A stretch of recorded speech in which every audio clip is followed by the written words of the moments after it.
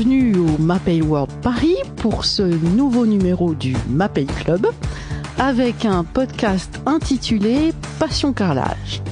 Un podcast qui donne aujourd'hui la parole à ceux qui vivent le métier avec passion.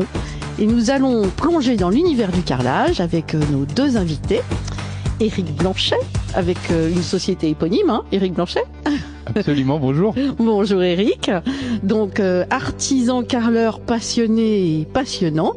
Et Eden Moret, ma jeune et dynamique collègue, qui est donc responsable de secteur en Île-de-France. Bonjour Eden. Bonjour, bonjour.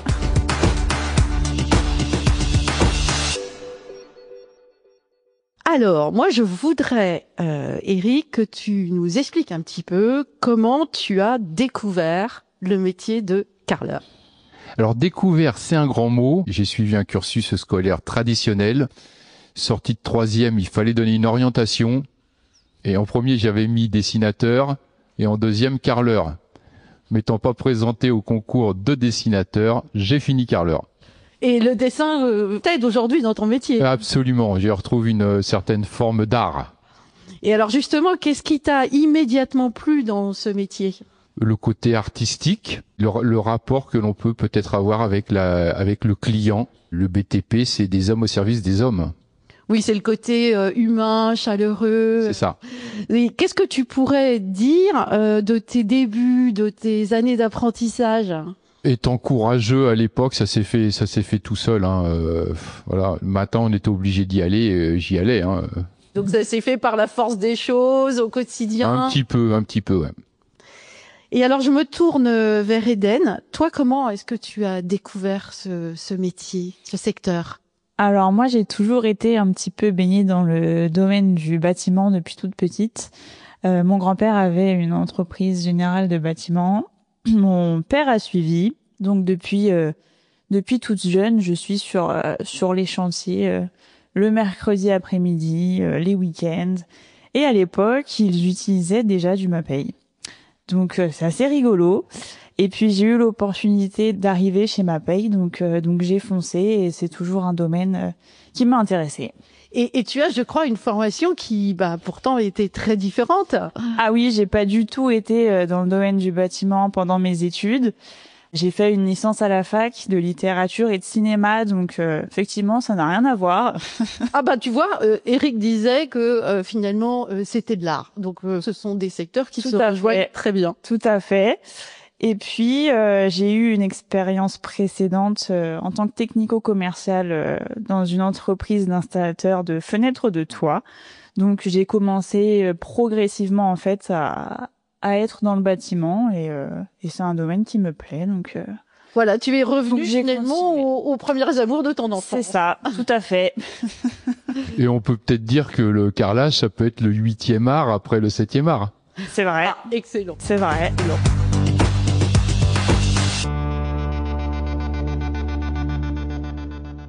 Alors, Éric, toi, ça fait 35 ans que tu connais les produits Mapei. Tu me le disais ça quand on préparait ce podcast. Et j'aimerais que tu nous dises un petit peu, en fait, ce qui fait une journée type, si ça existe, de carreleur. Alors moi, je suis très matinal, donc la journée commence très tôt. Les préparations de support, l'implantation du carrelage, puis la pause par elle-même. Et le meilleur moment, c'est quand même l'effet waouh à la fin du chantier, non ? Alors le meilleur moment du chantier, c'est lorsqu'on enlève les protections et qu'on voit le résultat final, le résultat qu'on a réalisé. L'effet waouh. Ouais, l'effet kiss cool, ouais, l'effet waouh. Et d'ailleurs, vous pouvez me suivre sur Instagram, sur mon compte Éric Blanchet Carrelage, où je poste souvent les fins de chantier. Il fait de très belles vidéos avec un beau petit descriptif à chaque fois de tous les produits Mapei utilisés. Et ça, c'est top. Très didactique et très instructif. Alors, on parlait effectivement de cette fierté en fin de chantier. Et quelles sont, Éric, les qualités qu'il faut absolument posséder pour être un bon carreleur ? Être très organisé, avoir beaucoup de rigueur et beaucoup de patience. Et alors, moi, ce qui m'a toujours scotché, c'est le côté extrêmement précis de votre travail, en fait. à vous, carreleurs. Oui, on est la corporation qui passe en dernier, donc ce qu'on fait, ça se voit. Ah oui, puis c'est comme tu disais, quand on préparait, tu disais c'était au millimètre.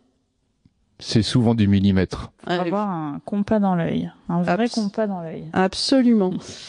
Alors de ton côté, Eden, comment est-ce qu'on accompagne au mieux justement nos chers clients carreleurs à relever tous ces défis des chantiers au quotidien?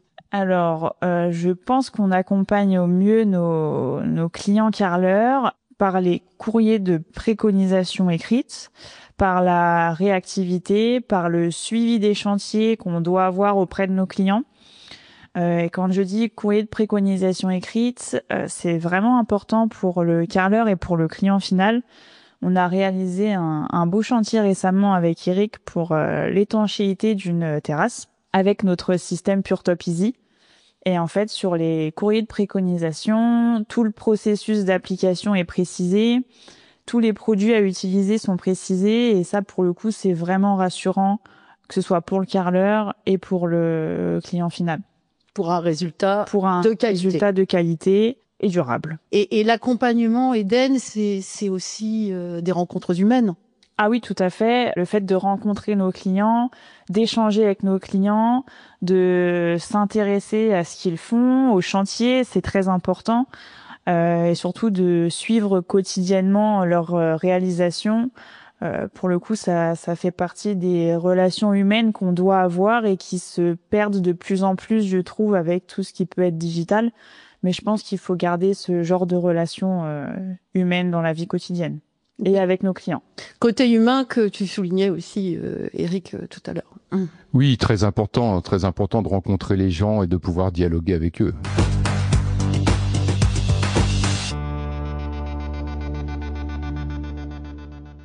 Tous les métiers évoluent, donc il n'y a pas de raison que le carrelage n'évolue pas. Alors justement, quelles sont ces évolutions du métier ? Alors il y a eu beaucoup d'évolutions sur les matériaux, puisqu'on est passé d'une pose scellée à une pose collée en majorité. Les cols ont évolué, les joints ont évolué, et surtout le carrelage a évolué. On est passé d'un format classique, d'un petit format, à un format XXL, un grand format. Oui, tu me disais que tu avais commencé par poser du 10-10. On a commencé par du 2-2, du 5-5, du 10-10, 15-15, 20-20. Quand on a posé du 30-30, on a dit ça commence à être grand le 30-30. Et maintenant, on peut poser du 1m20 par 1m20 ou du 3 mètres par 1m60.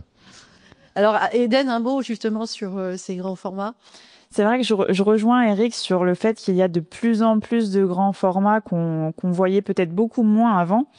Le marché évolue également dans le sens où on a beaucoup plus de magasins maintenant qui vendent du petit comme du grand format, qu'il y avait peut-être moins il y a quelques années. C'est vrai qu'aujourd'hui, les carreleurs ont beaucoup de choix au niveau des formats et du type de carrelage.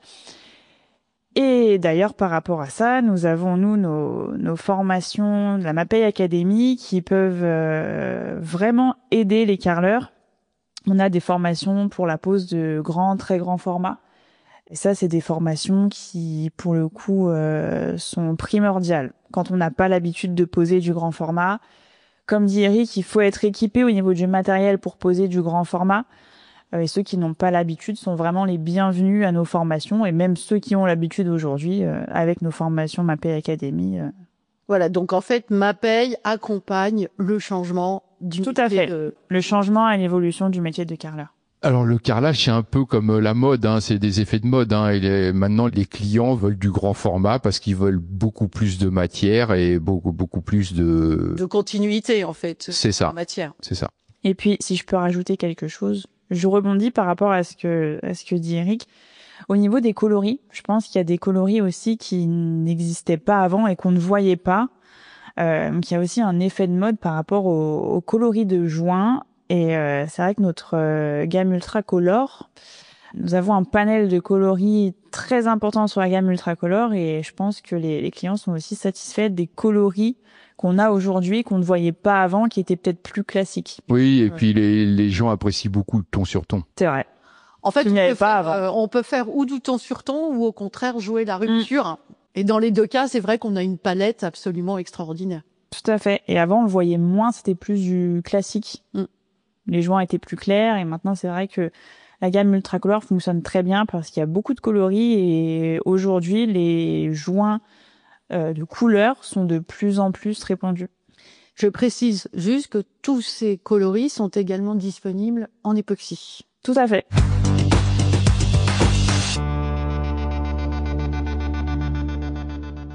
Alors moi, j'aimerais bien que l'un et l'autre, vous me parliez d'une réalisation dont vous êtes particulièrement fier, Eric. Alors dernièrement, je suis passé boulevard Haussmann et j'ai pu voir qu'une réalisation que j'avais réalisée en 2004, un escalier en comblanchien, en nez de corbin, que j'avais posé sur une structure métallique, était toujours existant. Bah, la durabilité, c'est ce qu'on évoquait tout à l'heure. Ouais, ça fait partie un peu des qualités d'un carreleur, de la durabilité. Et toi, Eden, une réalisation comme ça qui te vient à l'esprit? Dernièrement, j'ai fait un chantier dans un atelier de couture à Pantin. Ce qui est marrant, c'est que l'entreprise n'est pas du tout dans le domaine du bâtiment. Ce sont des couturiers, à la base, qui ont souhaité faire leur propre atelier sur une durée de 5 à 6 ans. Un chantier qui a duré 5 à 6 ans. Il vient de se terminer au mois de juin. Ils ne connaissaient pas du tout le monde du bâtiment, ils n'ont jamais fait de formation, ils étaient vraiment dans leur métier de couture. Ils ont acheté un entrepôt à Pantin et ils ont fait leur atelier. Cet atelier est entièrement en Mapei, que ce soit sur la colle à carrelage, sur l'époxy, sur les joints ciment, sur le revêtement. On a appliqué un Mapei Floor sur le sol. Et c'est vrai que c'était une très belle réalisation qui leur a pris beaucoup de temps, mais les choses ont été vraiment bien faites et on les a vraiment accompagnés par le biais du coup de courriers de préconisation écrites, par des visites chantier. On était là au démarrage, on était là à la fin, on était là pendant. Et c'est vrai que c'est une très belle réalisation. Et une nouvelle connexion entre le domaine du carrelage et le domaine de l'art. Tout à fait. Donc, moi, j'aimerais bien, Eric, que tu nous racontes une petite anecdote que tu m'as confiée tout à l'heure quand on a préparé ce podcast. Alors, j'ai un client qui m'avait contacté il y a de ça 1 an pour refaire une salle de bain. Il m'avait envoyé un message sur mon compte Instagram. Et il m'avait envoyé un message dont on n'a pas l'habitude des messages qu'on n'a pas l'habitude de recevoir. Un message hyper sympathique, hyper posé, comme quoi il aimait mes réalisations, qu'il adorait ce que je faisais et il aurait voulu que je lui réalise sa salle de bain. Et beaucoup de travail, j'ai pas pu revenir vers lui et au bout de 12-14 mois, je travaillais à côté de son adresse. Je lui ai envoyé, je lui ai téléphoné et je lui ai dit que j'étais à côté de chez lui si son projet était encore d'actualité. Il m'a dit oui, ça tombe bien, je suis chez moi, vous pouvez passer. Donc je passe chez lui, je me gare, il m'attendait au pas de la porte. J'ai eu un sentiment bizarre, mais sans savoir ce que c'était. Il m'a fait rentrer chez lui, il m'a regardé et il m'a dit tu me reconnais pas. Et moi qui suis assez physionomiste, je l'ai pas reconnu. Il m'a donné son nom et son prénom. Et là, j'ai dit, c'est pas possible. C'est pas possible. Et c'est un copain avec qui j'avais été au lycée. Ça faisait 42 ans que je l'avais pas vu. Voilà, encore une fois, on voit à quel point le carrelage, c'est un métier humain et qui rapproche. Ouais. Et d'ailleurs, je lui ai réalisé sa salle de bain au mois de juillet et on a renoué contact. Le hasard fait bien les choses. Et le monde est petit. Oui, alors avant de conclure ce podcast, moi j'aimerais que vous me donniez chacun les conseils que vous donneriez à des jeunes qui souhaiteraient se lancer dans le métier. Alors déjà d'observer le professionnel avec qui il travaille, la technicité, les modes employés, et surtout de regarder. L'observation. L'observation, oui. Et toi, Eden? Je dirais de croire en ses rêves, de suivre un peu ce qui se passe sur le marché du carrelage, de suivre la tendance aussi parce qu'aujourd'hui, On fonctionne beaucoup avec les réseaux sociaux, avec les tendances, et je pense que le carrelage évolue. Donc de suivre un petit peu ce qu'il se passe, de croire en ce qu'ils veulent vraiment faire et d'avoir confiance en eux, parce que quand on veut, on peut. S'ils sont passionnés, il n'y a pas de raison que ça ne fonctionne pas.